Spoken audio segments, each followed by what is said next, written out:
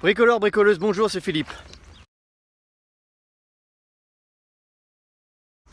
Tu as décidé de changer de chaudière pour investir dans une chaudière plus récente. Tout ça pour réaliser des économies. Et ça, c'est une très bonne initiative. Par contre, il y a quelques points qu'il faut que tu prennes en compte avant de te lancer à la recherche d'un artisan chauffagiste. Alors la première question qu'il faut que tu te poses, c'est est-ce que mon installation est encore fiable par rapport aux nouvelles chaudières?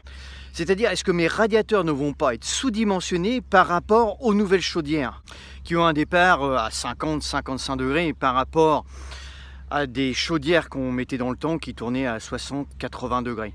Bon, ça existe encore, il y a encore des chaudières à haute température, mais on les met vraiment dans des cas bien spécifiques parce que forcément, ça consomme beaucoup d'énergie. Alors pourquoi on va prendre en compte la grosseur de tes radiateurs? Parce que si tes radiateurs ne sont pas assez puissants, ta chaudière sera toujours en demande. Et énergiquement parlant, tu ne feras pas d'économie puisque tu consommeras plus que la moyenne. Alors le deuxième point qu'il faut que tu voies, c'est ton isolation. Est-ce que ton isolation est encore fiable? C'est-à-dire est encore conforme à la RT 2012? Bon, après, il faut rester dans la limite du possible. Tu ne vas pas t'amuser à refaire tous les doublages de tes murs pour pouvoir mieux isoler. En fait, moi je pense que c'est plutôt les combles. Si tu as des combles perdus, revoir ton isolation. Est-ce qu'elle a besoin d'être refaite? Est-ce qu'elle a besoin remettre une isolation supplémentaire? C'est ça qu'il faut que tu regardes. Donc voilà les deux points essentiels à mon sens qu'il faut que tu prennes en compte pour pouvoir, avant de te lancer dans des travaux de chauffage et de chaudière en fait.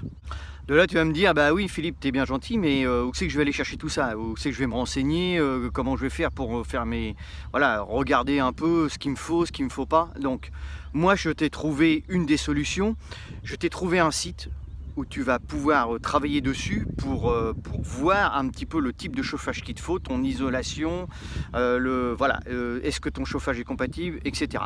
Donc moi je vais te donner ce site, alors attends, je reprends mon papier, c'est quelleenergie.fr. Donc je vais te le marquer juste en dessous dans la description.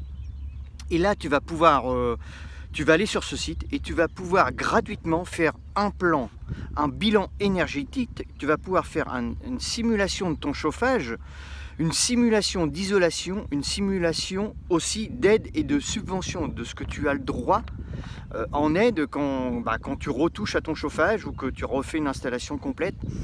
Et puis tu vas pouvoir aussi demander un devis gratuit. Alors la simulation de chauffage, ça va être par rapport aux données que tu vas rentrer dans ce site. Donc tu vas rentrer ils vont te poser plein de questions, tu vas rentrer ton isolation, ton machin, pour le type de chauffage que tu as en ce moment, etc. Et de là, ils vont regarder, ils vont te faire un bilan de ce que tu peux avoir comme mode de chauffage économique. C'est-à-dire une fois que tu vas avoir rentré toutes ces informations-là, tu peux demander un devis gratuit. Et là, ça ne t'engage à rien. Donc déjà, tu auras déjà une base. Après, si tu veux trouver un professionnel pour faire tes travaux, déjà tu auras une base, tu pourras lui montrer ce que tu as fait. Et ça c'est fiable, hein, parce que c'est une entreprise qui travaille depuis 2008. Donc voilà, donc ils sont très fiables à ce niveau-là.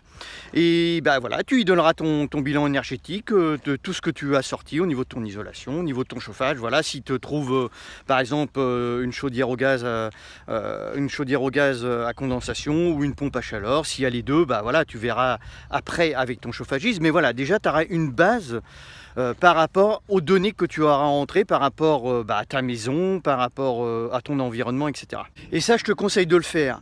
Bon, peut-être même les 3/4 du temps, ton chauffagiste, ton professionnel va te le proposer, il va te faire un bilan de ton installation, mais au moins voilà, tu auras quand même tu auras un double, tu auras ton bilan à toi que tu aurais fait sur internet, et tu auras le sien. Donc après vous pourrez faire des comparaisons si ça se touche.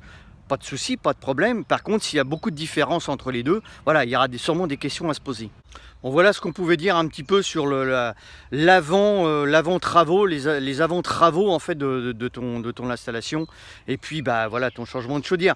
Mais je t'encourage vraiment vivement à le faire parce que voilà, c'est très très important. Ne prends pas comme ça à la légère une chaudière, voilà, une chaudière qu'on va te proposer et puis installer ça, et puis soit que ça fonctionne et puis tu vas consommer un paquet d'énergie, ou alors ça va pas fonctionner du tout parce que tes radiateurs seront sous-dimensionnés et tu n'auras pas la chaleur voulue dans tes pièces. Voilà. Mais écoute, j'espère que cette vidéo va pouvoir t'aider. Si tu as aimé, écoute, like-la, partage-la. Si tu arrives sur ma chaîne, abonne-toi, il y a le petit logo qui est juste là. Et puis moi, je te retrouve sur une prochaine. Je te dis ciao, ciao, à plus tard. Salut, porte-toi bien.